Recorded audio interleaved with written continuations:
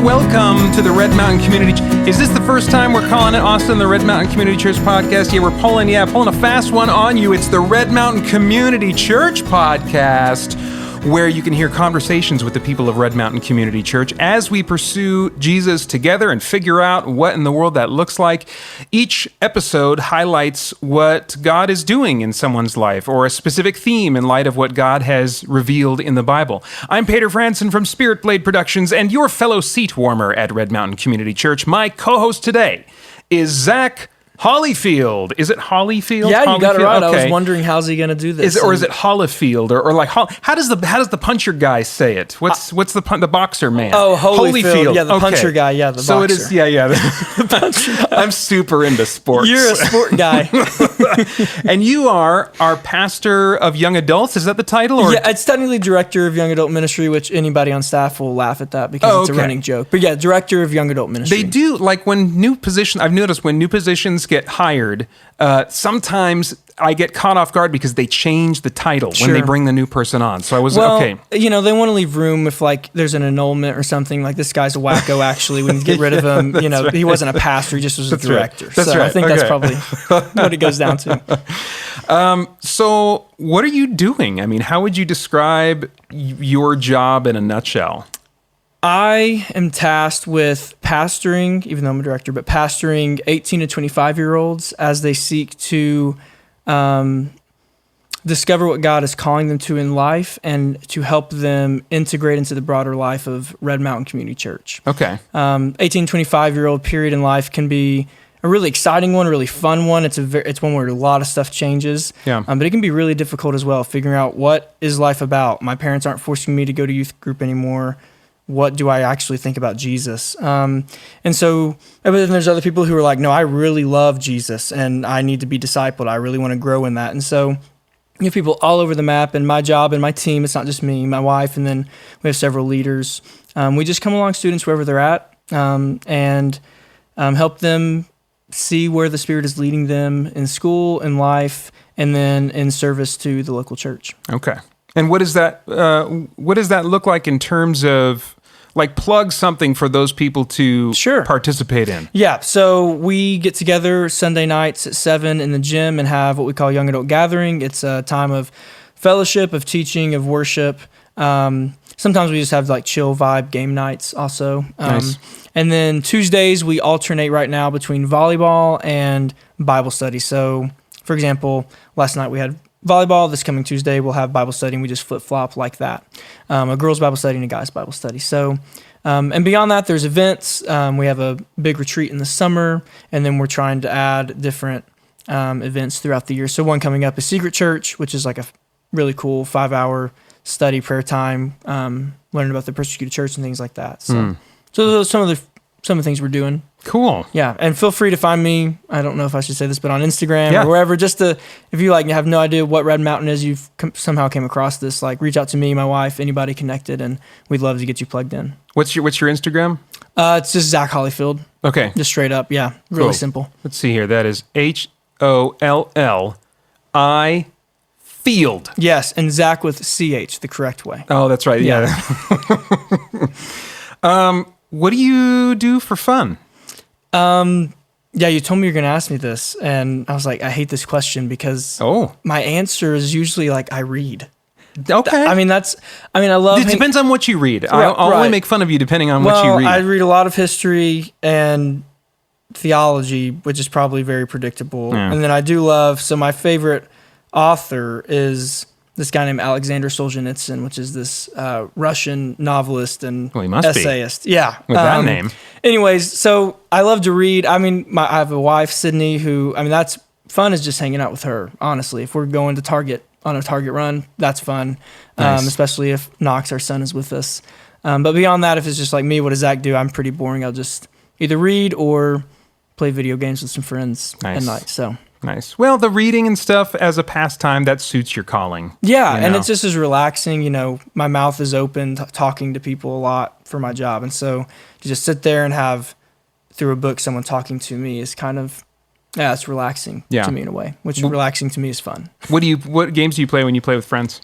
I'm so out of the gaming world, I just That's all right. jump onto like Warzone. Okay. And play that with friends because that's what they're playing. Yeah, that's the Call of Duty yeah, Warzone, Call right? of Duty. It's like their where there's like 100 people on the map or whatever. Gotcha. Yeah. Battle Royale. So Okay. yeah, I've loved in the past though, like Fallout or just like big like role player games. And I just don't know. I'm just not in the world to know. Like, there's probably some good ones out right now I'm just not aware of. Oh, let me help you. Okay, please. Thank you. See? Yeah, because I'm really getting tired of the like 2 games I do play right now. So I'm like, I need something that I can just like lose myself in like a story or like something like that. Yeah, so. well, I'm joking though, because seriously, I mean, I can help you, but man, Fallout, games like that, those big expansive role-playing games, they can suck you in. Yeah. You got to budget your time or it will get away from you. Oh my gosh. I have. My wife works 2 night shifts a week and that's when I play. Otherwise, I'm like, I'm not going to turn it on. Nice. So that's nice. how That's a wise that's husband. a boundary I have for myself. So what would be something about the ministry role you're in now that is particularly challenging or difficult, would you say? That's a really good question. I enjoy it a lot. So even, I guess, some of the things that people would consider challenging, I'm just like, that's what this job is and I enjoy it. But some of it is walking with students through things that have occurred in their past. A lot of times, at least I feel like people in the 1820s, they begin thinking through their personal histories and they're experiencing anxiety for the first time. What's that connected to? Like, where is this coming from? And so a challenging thing, it's not something I like avoid or don't enjoy doing still, but hearing some like family histories or hard things that people have gone through or are currently going through can be challenging to know how to walk with that person. Yeah. To figure out how do I be a tangible representation of Jesus to this person right here, right now.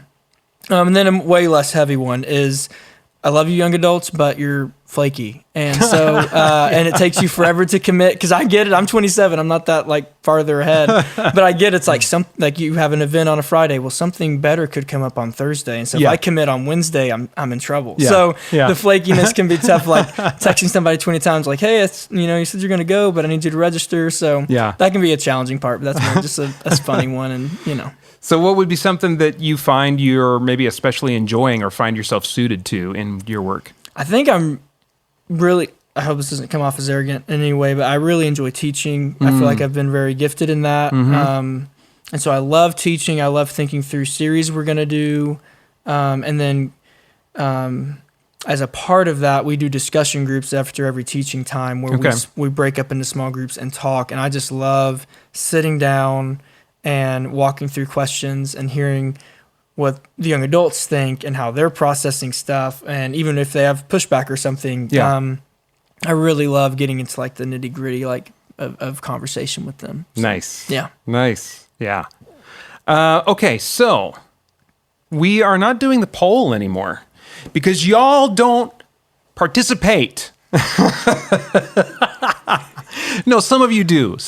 And I thank those of you who did. But we're like, no, we could do something else here. Now, we don't know what that something else is yet. So it has been left to me to fill the space. And so for now, what that means is we're going back to some Would You Rather. Oh, baby. Until we get some better ideas either out of my noggin or suggested to me by those helping behind the scenes to orchestrate this thing, or from you, dear listeners. So, but until then, this is the best I got. So, Zach. Okay. Would you rather meet your greatest hero and vomit on him or her? Oh, man. Or, in trying to meet them, be arrested and publicly accused of stalking? Vomit. Really? Okay, stop. Okay, rewind. Who's your hero in your head right now? Well, in this one, it's probably C.S. Lewis. Gracious man. So I'm thinking the vomit thing we can get through and then hopefully still hang out. But the stalker thing kind of ruins any chance of like vibing. So I'm going to take the vomit. Yeah. I think... I know that sounds weird, but that's just where I just feel like there's a chance still to hang out with the person maybe because you're already close enough to vomit on them. Yeah. And you'd be like, I'm sorry, this is just, I had to agree to this with this question with Pater to get to the situation. And so this was a hard one for me, even though I chose it, because I have a very vivid imagination. And so I'm imagining these things playing out. I care way too much about what people think of me. It's really a sickness. And so I couldn't deal with being arrested and publicly accused of stalking, you know? Right, I know. So I think I got to go with vomit. But I was thinking like, well, I'm kind of jaded these days. Who would I call like a hero? I was like, 15, 20 years ago, I would have said Steve Green. Do you even know that name, Steve Green? I don't. No, that's okay. He's like this old school inspirational Christian singer that I was really into in college. Cool. But I was like, oh no, who would... And then I realized, oh no, it would be William Lane Craig. Oh man, who's like he's a well-known philosopher and apologist, and Brilliant he guy. comes up named as Bill Craig in our conversation in a little bit here. But William Lane Craig, and I just imagine that scenario of like meeting him and Dr. Craig, I just want, and I think like you can recover, like your Lewis situation. If you watch Craig, he's so gracious. Mm-hmm. He is so gracious. I'm like, he's gonna be okay. And he's like, maybe had it happen before. Maybe, people do get nervous and just vomit. That's a great He's like, point. you know what? It actually happens all the time. That's a great point. And as far as in this scenario that I'm imagining, it's not necessarily, I mean, maybe it would be public like after a speaking engagement and people are filtering out and stuff. It's going to be a select number of people that are going to be witnesses to this.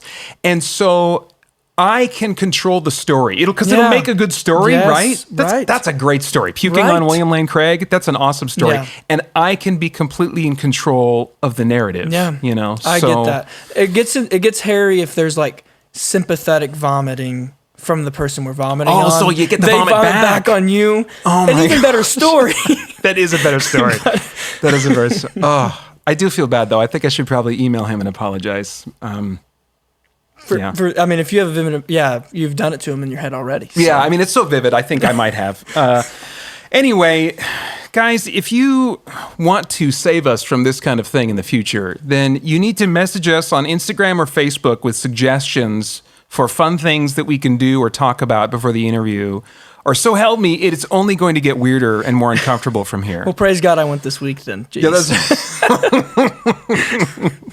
Yeah, but you are in for a good show today. I think we had a great conversation with Richard Weisenburger about his faith and ministry as an elder and a teacher here at Red Mountain. So here is that conversation with much less vomit talk for you right now. Well, Richard, thank you for taking time out to do this.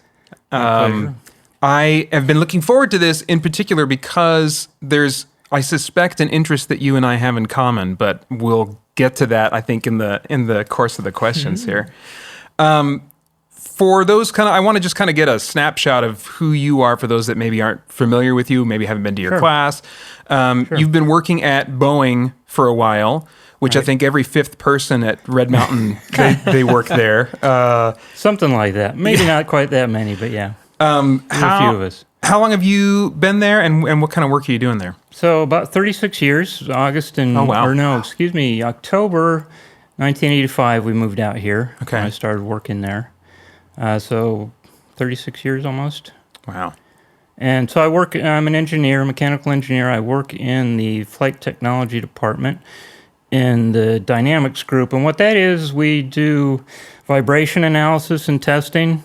Helicopters vibrate a lot. Okay. We also do things involving dynamic loads, so like landing gear. Okay. Analyzing landing gear loads and things like that.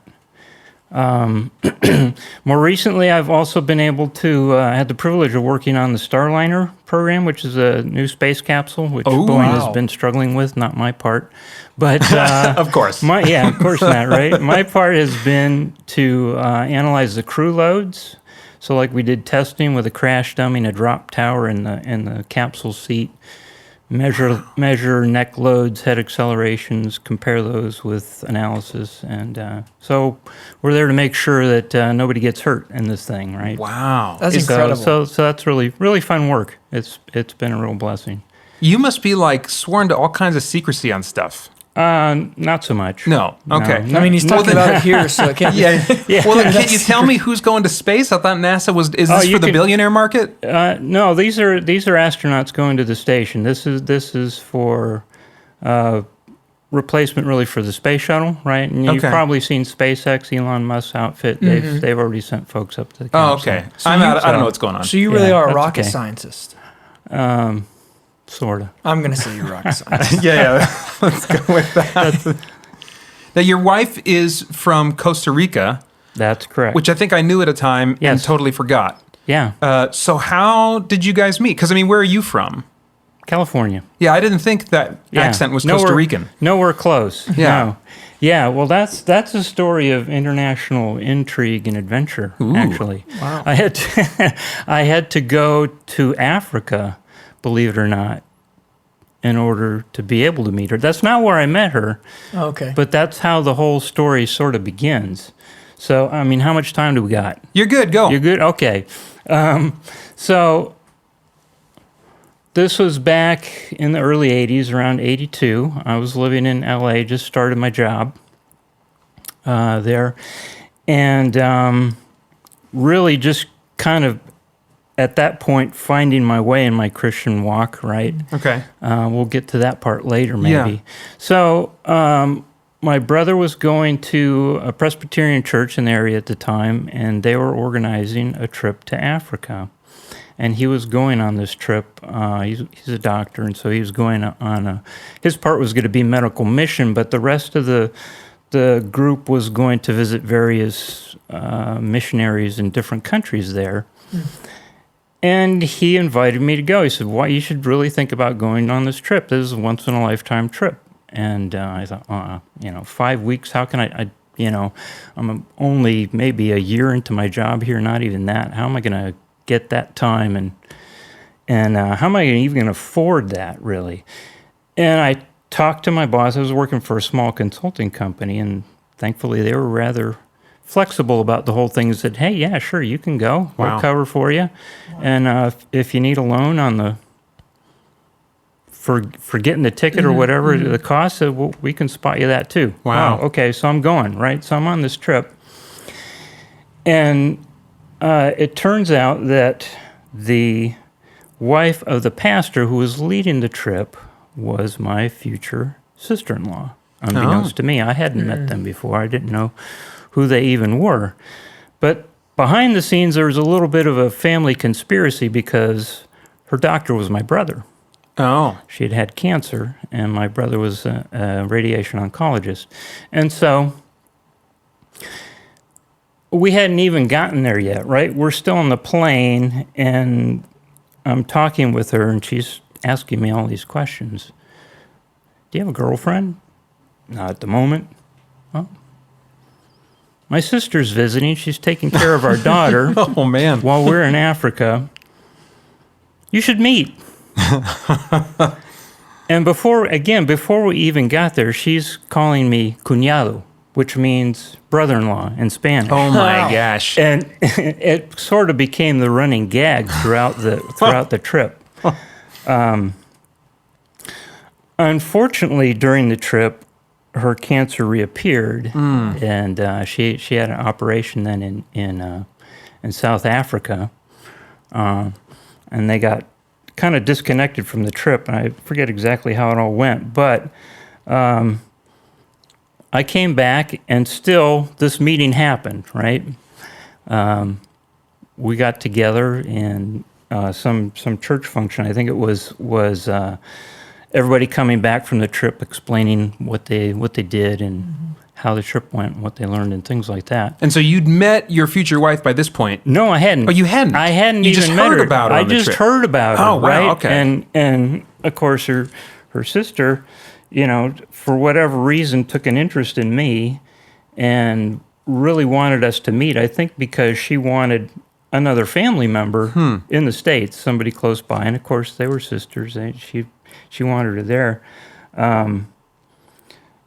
But she had designs. I don't know what she knew, but she knew something, and she had my brother's help to kind of put that together. But anyway, through all that thing, we still were able to meet at this function, and sometime later we started going out. We hit it off, and the rest, they say, is history. Wow. We're still here. But it's just remarkable to me to look back and consider how the Lord can take two people from such diverse backgrounds, Yeah. culturally, language-wise, all of that, yet still have that common bond in the Lord. She was raised, evangelical, and which is unusual in Costa Rica, being mostly a Catholic country, and was kind of dealing with some similar things that I was at the moment. So we just kind of had this connection, I think. And we both really felt like it took some time to work some things through, right? And her sister being ill and passing away the following year before we even were able to get married. Oh, wow. But that was, all of that worked really, I think, for the relationship to be stronger. Wow. And to really see it was the Lord's hand putting it together, not us. He was the matchmaker, not really her sister. Yeah. How was like, I don't even know if I've ever spoken to your wife. Maybe I have at some point briefly, I'm but sure.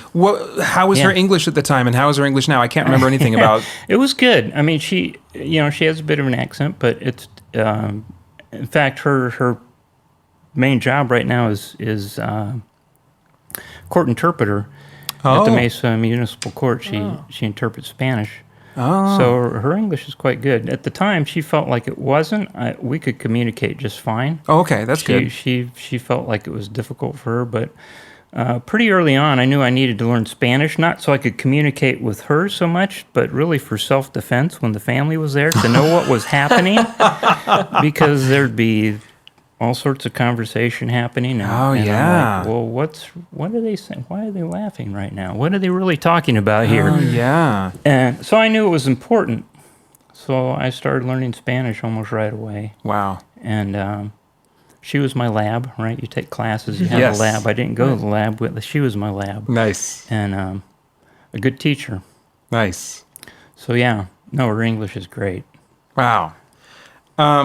Okay, so you kind of alluded to it, to just kind of where your faith was at. So I kind of want to, rewind earlier in your life and follow that track a bit and kind of hear about the road you took to becoming an elder at Red Mountain. Starting with, if you could share how you came to faith in Jesus. What did that look like? How did that play out? Well, I was raised in a Christian home.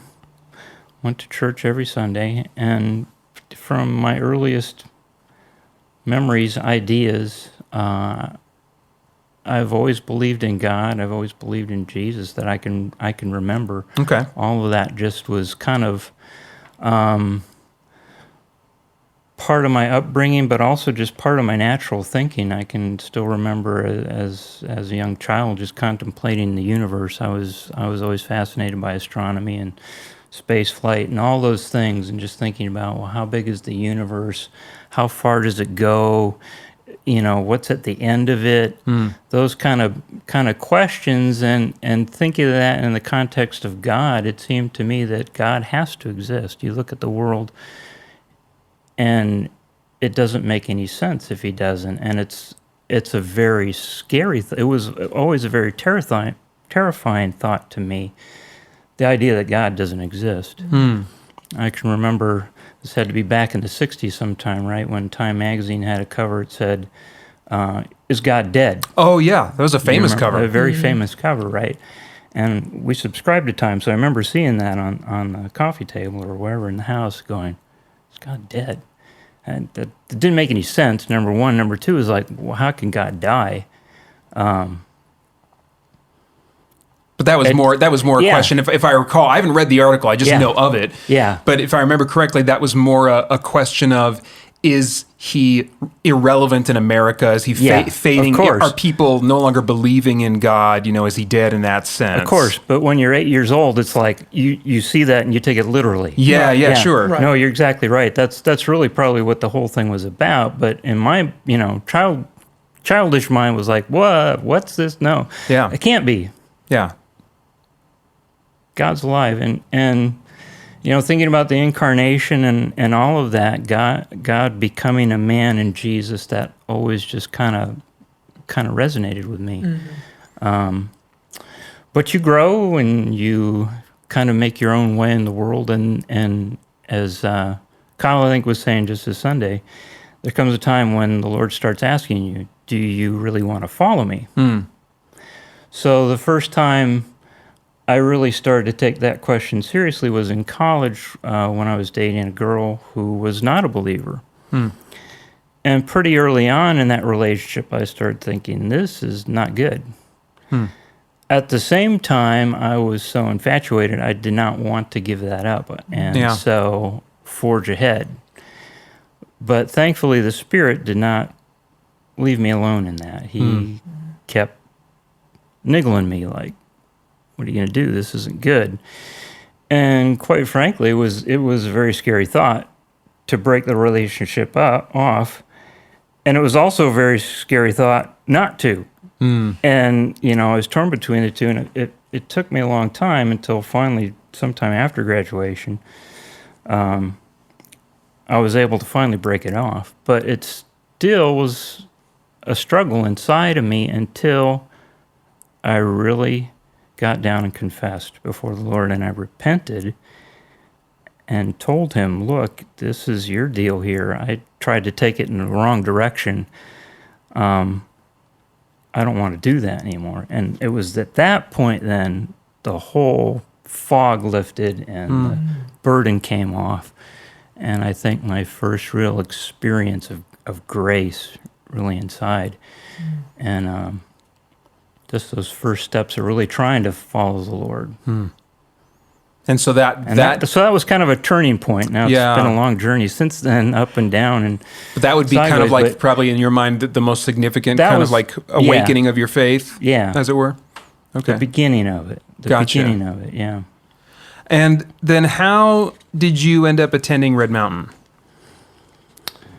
Okay, so we moved. So we were married then, 83. We moved out here 85.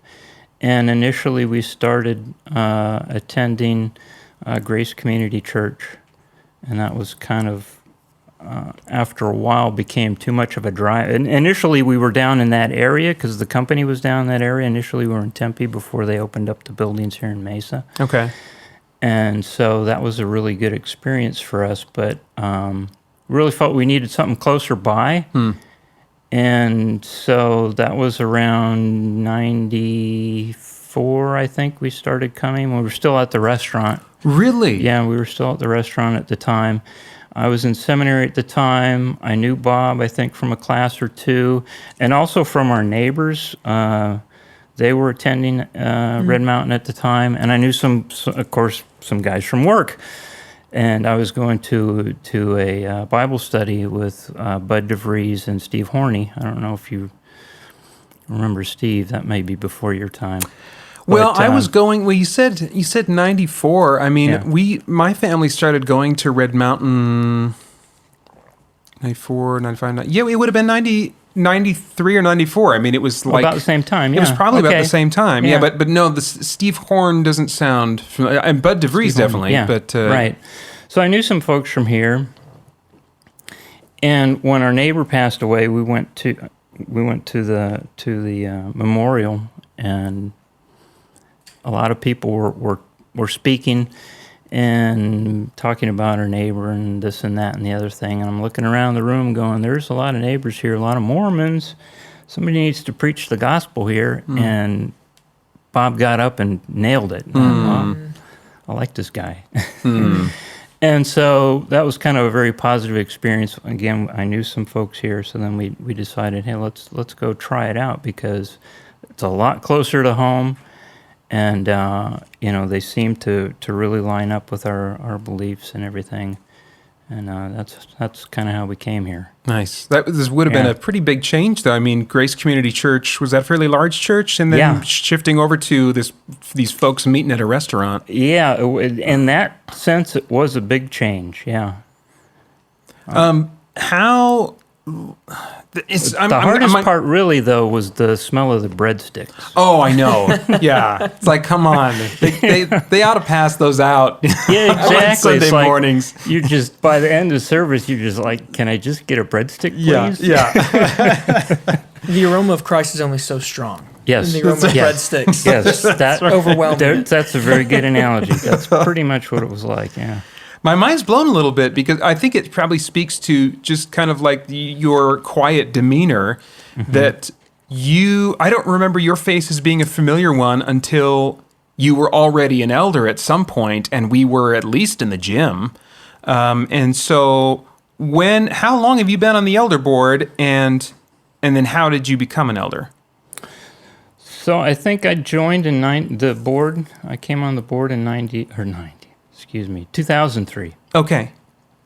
2003. So roughly 9-10 years after we joined. Somewhere before that, mid to late 90s, I started teaching classes.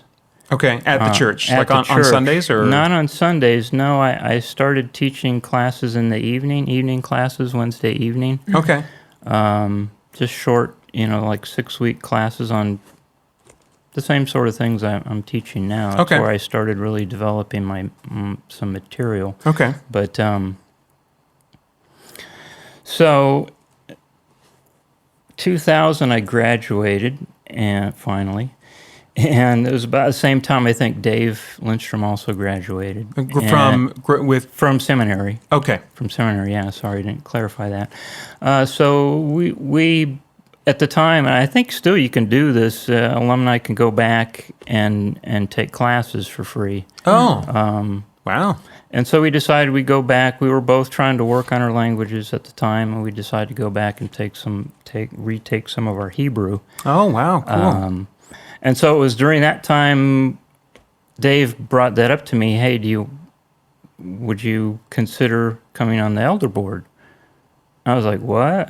That was just like not even on my radar. My focus was on teaching, and that's what I was going to do. I didn't really have in my mind to really do anything else. And it was at that time they were starting to develop the different subgroups within the elder board. Okay. And he said, look, this is what we're doing now, and we have this teaching subgroup, and you're already teaching, and so you would continue to do that, but also help to oversee the teaching ministry as a whole and things like this, write papers on different topics. So I thought, well, I could maybe do that. I don't know. So then the process back then, I think, was pretty much the same as it is now, where you come on for like a year provisionally, and you see, is the Lord really calling you to this? And kind of goes both ways.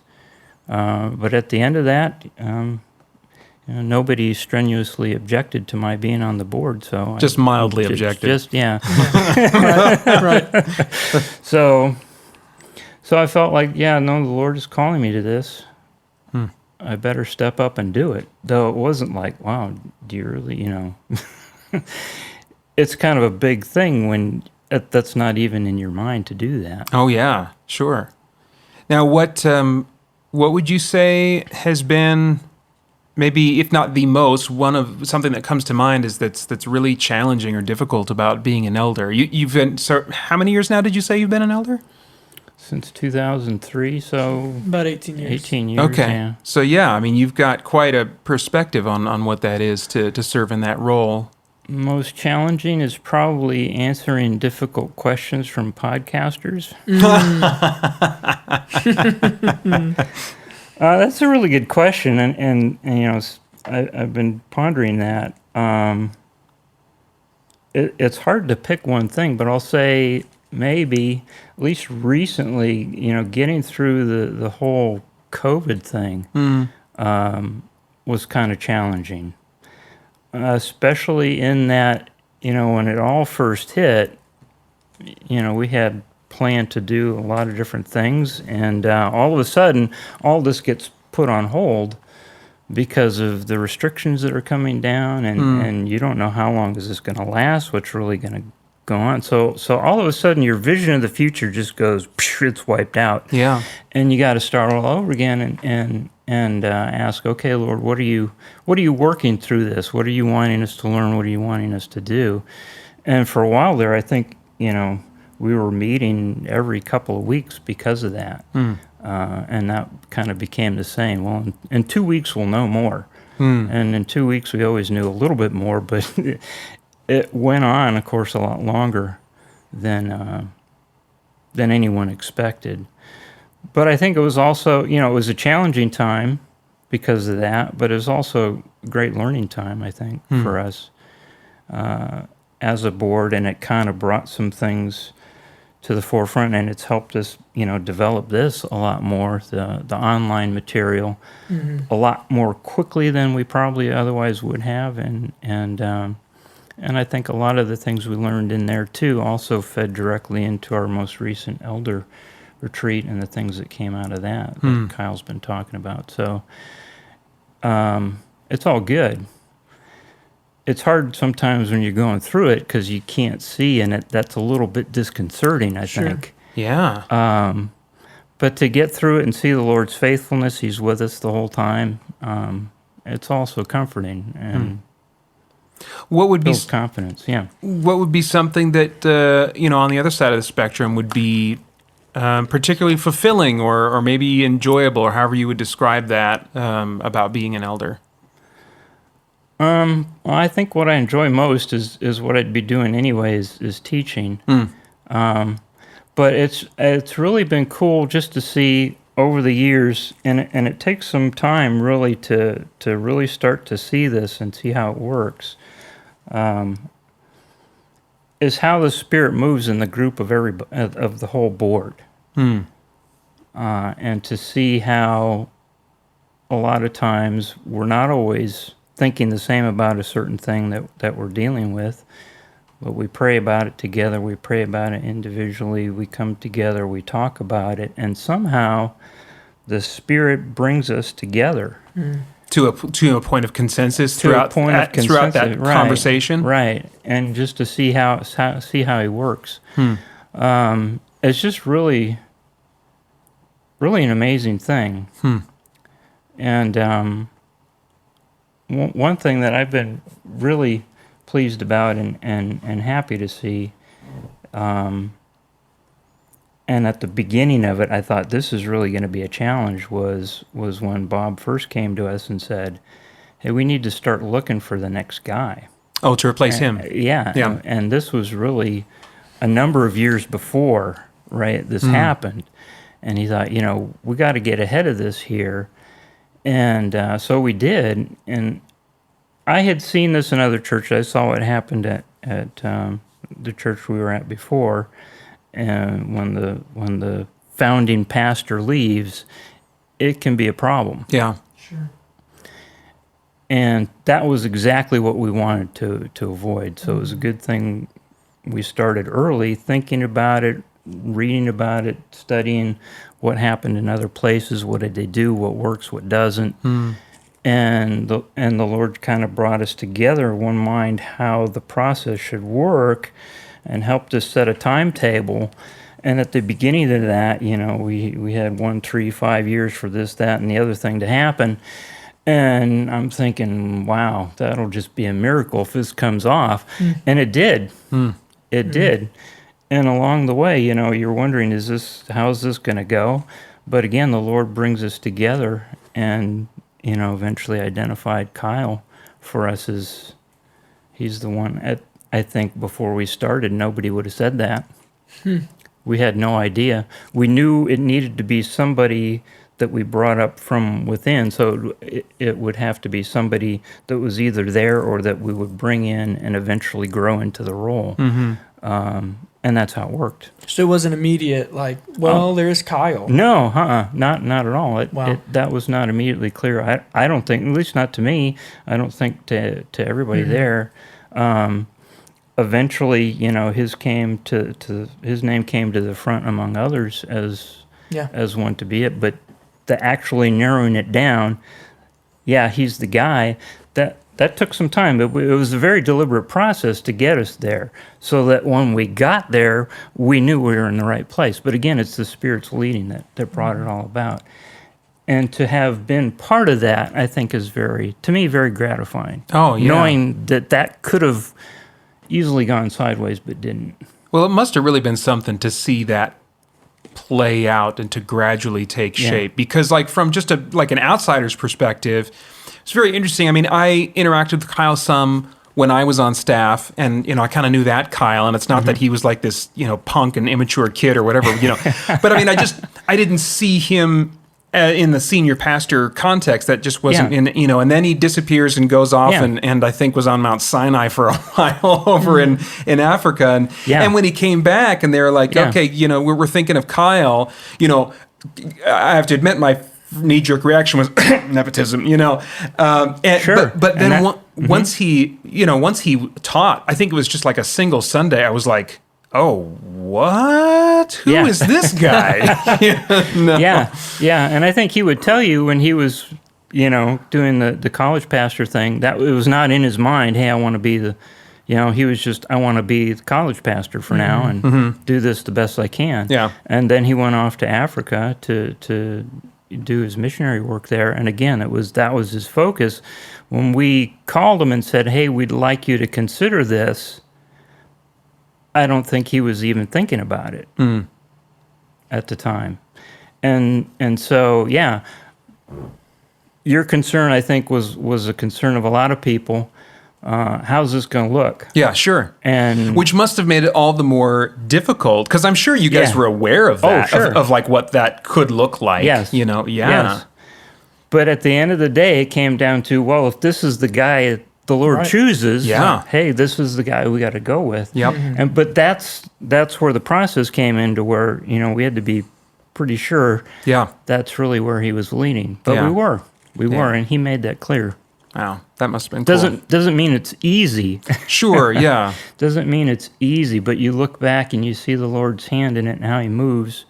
It's remarkable. Do you feel like that kind of experience is bolstering even as you face the difficulties that come with a given choice that the elders are making? For example, you see you come to a consensus, you see you're making a difficult decision, and then you're seeing, as you kind of described, how God is orchestrating you all to come from your different perspectives, sometimes opposing perspectives, and then kind of arrive at this place of agreement of this vision.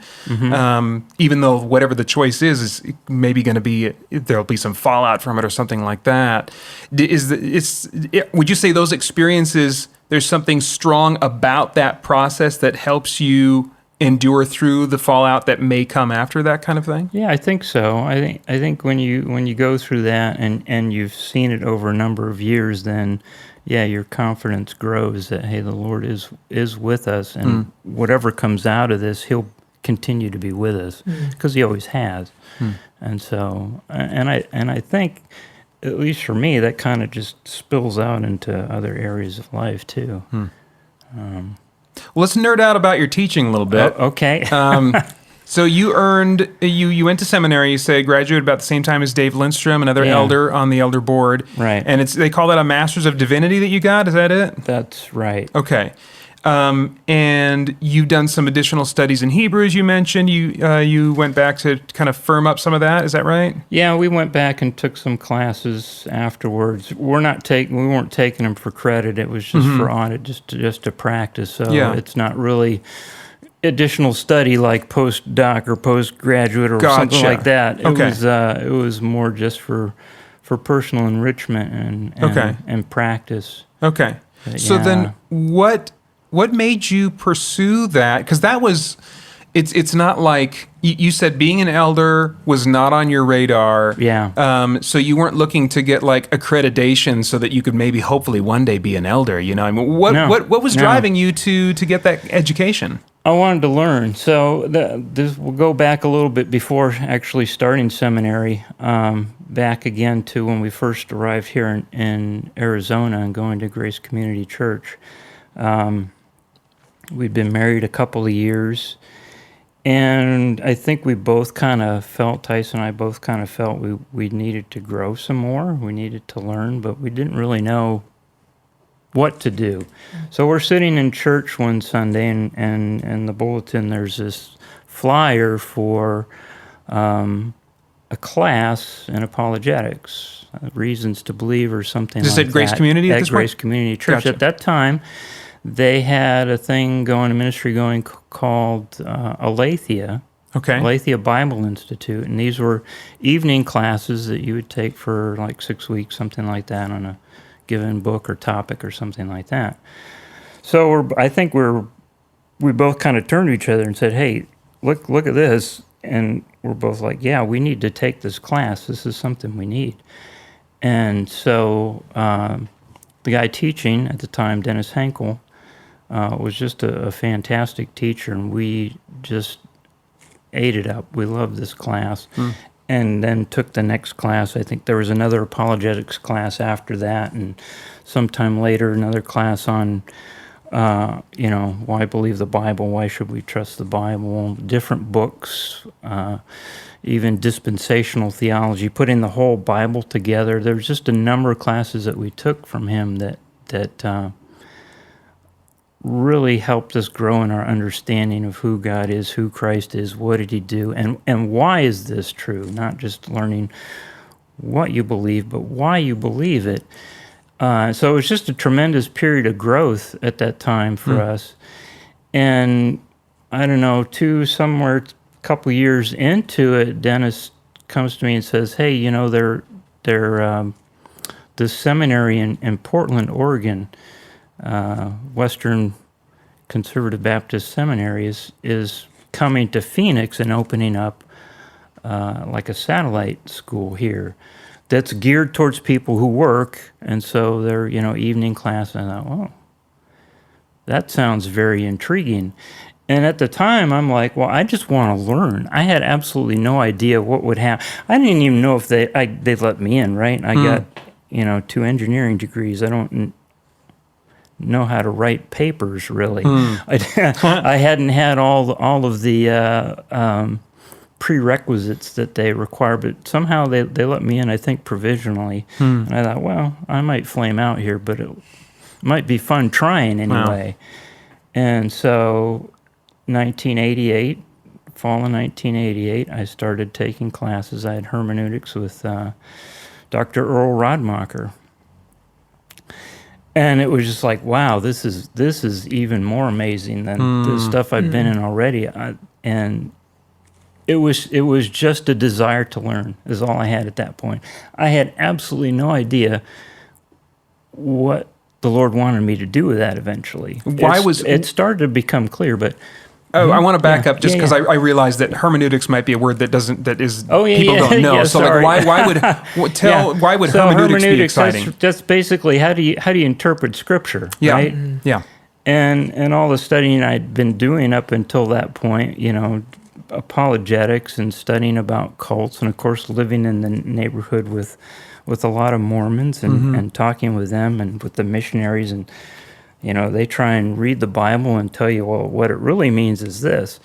Well, how do you talk to that? How do you say, well, what is Scripture really saying here? Yeah. So hermeneutics or Bible interpretation, that's a real fundamental class. Yeah. So yeah, thanks for helping me clarify that. Yeah, no, you said nerd out, and I took it literally. Yeah. We want to bring other people into the nerdly world that we love. Sure. Keep me honest here, please. So sorry, go ahead. So I really didn't have any idea where that was going to go when I started. But after a while, I was on the long track, right? 1988 is when I started, and didn't graduate till 2000 because I couldn't really handle much more than one class at a time. Well, yeah, and they were kind of gracious enough to let me slide. But eventually, it got to the point where it's like, okay, you got to do something with this now. And that's when I got the idea. Well, I wanted to teach, and I thought back to the classes I had with Dennis. I thought, that's what I want to do. What he was doing. And so that just kind of led to kind of looking for opportunities to serve in that way at Red Mountain. Red Mountain was, yeah. So by the time I was, well, before that, I had some teaching opportunities when we were still at Grace. Okay. Leading a home Bible study was the first thing I did. Then started teaching some subbing in our adult Sunday school class. Okay. I think those first few classes I taught weren't really very good, but but somehow here we are. So, had you ever? I mean, you said that being an elder wasn't on your radar. What about Yeah. being a pastor of some kind on a church staff?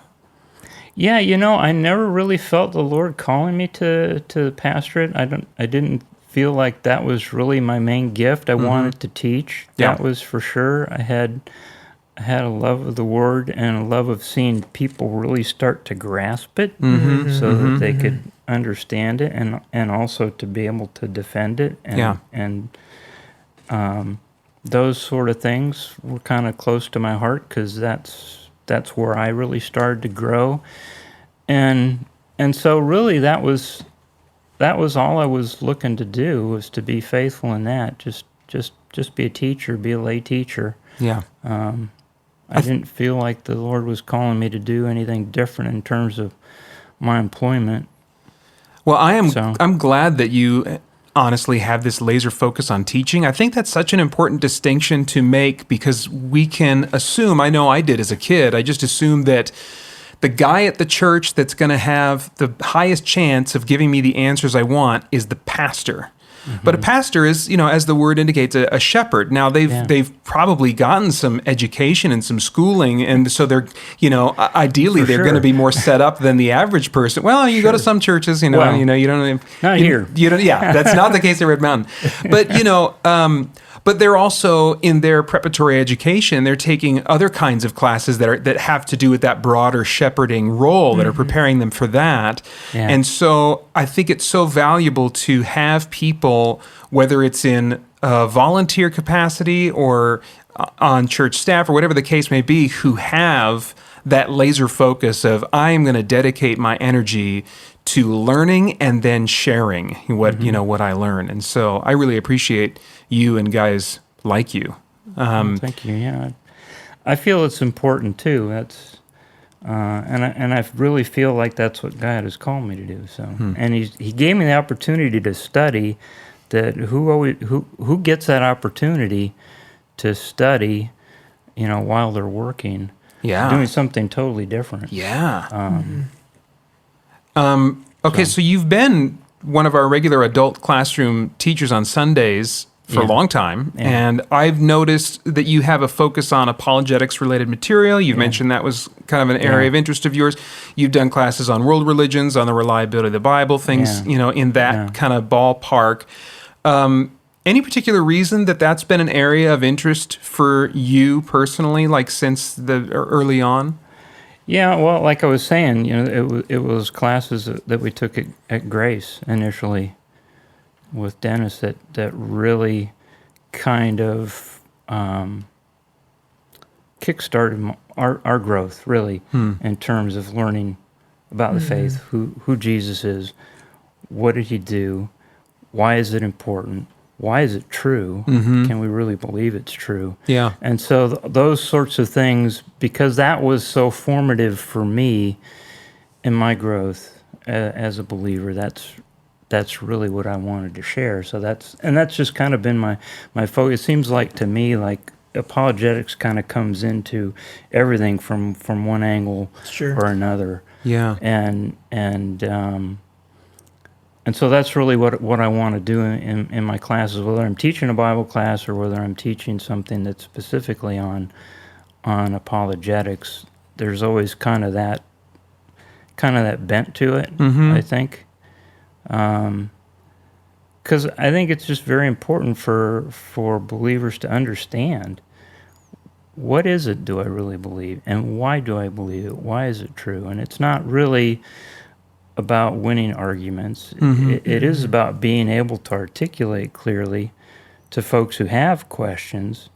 But it's not really about winning arguments, or any of that, or it's really about building up our faith.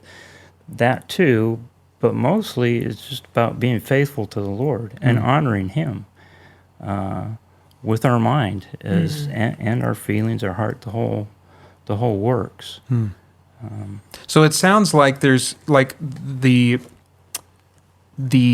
itch that gets scratched by studying and teaching apologetics for you is something related to the blessing of the mind, and just kind of like and just exercising that and putting that to work for God's purposes. For me, this is the point we have in common. I love apologetics. I have been big into apologetics for years, but it's much more selfish for me because I have a bent toward being worrying and anxious about things and doubting, and I have the what if monster that lives in my head at all times, and it's like, well, what if this isn't true? What if it's a bunch of baloney?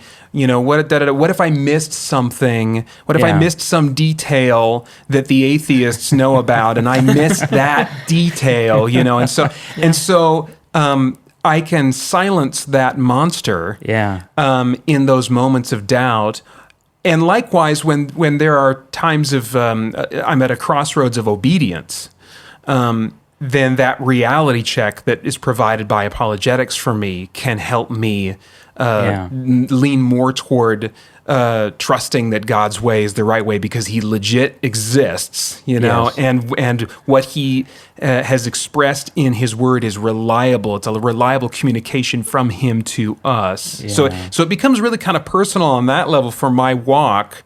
Are there any other facets that enter into your love of apologetics, or is it mostly in that area of I just love, because you're an engineer, and so it wouldn't surprise me if it's really just like I love the beauty of this, how this all fits together. That certainly plays into it, the beauty of it. But I think most of us, myself included, can relate to your monsters. Same. And certainly at the beginning of it, that was a big part of it for me, was being able to deal with those things. And to see, hey, you really can deal with this. Ultimately, though, and all of that study and data and thinking through those things really does help, I think. The other side to that, though, is the ministry of the Holy Spirit, and I like what Bill Craig does with this. He says there's a difference between showing Christianity is true and knowing it's true. And if you're a believer, how do we know? Well, it's the inner witness of the Spirit, really, that gives us that conviction. But also studying and thinking about it and learning is the other side of that coin, and the Spirit uses those things too, I think, in our lives to help build our faith. And it's the same for the unbeliever. We show them by answering questions, by saying no, and showing it by a whole variety of different ways. Christ makes sense of the world. He makes sense of you, your life, and how things work. And then the Spirit is able to use that in a person's life to make those connections and bring that conviction too. So I think it's real important to have both those things, and they work together in the believer's life to strengthen their faith. But I think for me, the drive I have for teaching it is I want people to be able to fight those demons, like you're saying, if they have doubts, if they have questions, and we all do. We all do, and it's not a bad thing. It's really an opportunity to grow in faith. And you ask what satisfies me. Well, I think what I really like is when I'm able to see that, when I'm teaching a class, and you see somebody out there, and you see the light bulb go on. You can see it. And that's great. That is really a satisfying experience to see that and to know the Lord has used me to help somebody answer a doubt, answer a question, Yeah. and see what that does for the person. Yep. Well, I really enjoy that. I so appreciate that you continue to have a passion for that. I appreciate the classes that you are faithfully teaching, and I hope people that have maybe never checked out your classes before, or maybe never thought like, oh, I'm fine. I don't need an apologetics oriented thing, would maybe see some of the benefit of that and come to your class and allow their light bulbs to be turned on and experience just the benefits and joy and peace from what might at the surface seem like a very intellectual thing. Yeah. Yeah. Well, thank you. Well, thank you very much. Yeah. Thank you so much. My pleasure.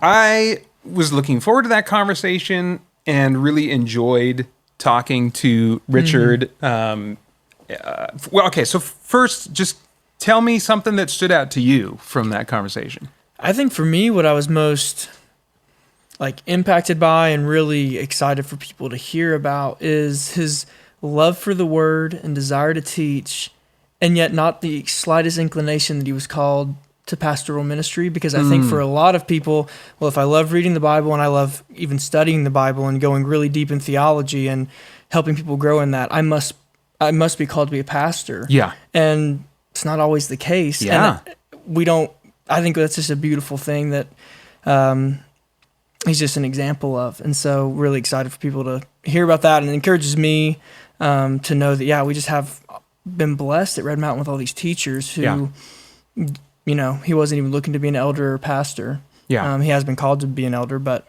just thought that was really, really cool. Yeah. Yep.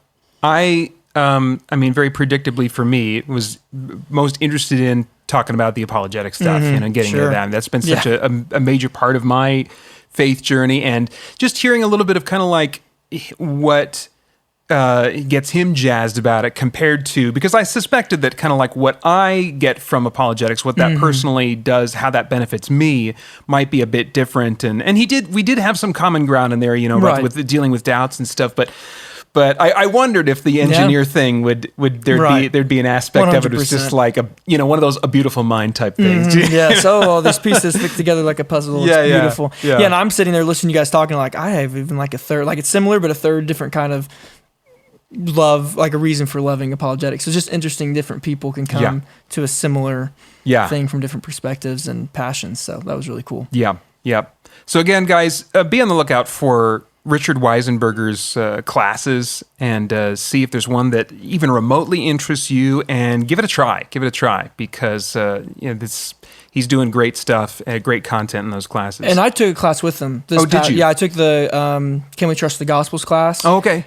Excellent. The audio is actually on the website, I believe, and I would recommend listening to that. And any class he teaches, he's just an excellent teacher and is great at answering questions. So I can vouch for it myself. I've been in a class and he's wonderful. Nice. I forgot about online. Yeah, check and see, and you can get like a sample there at least. Yeah, awesome. Okay.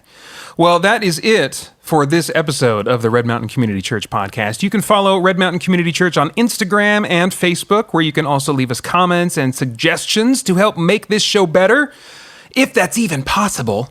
Also, be sure to subscribe to this podcast wherever you're listening so you don't miss out on the next episode. In the meantime, I'm Peter Franson. And I'm Zach Hollifield. Thanks for listening, and we'll see you on Sunday.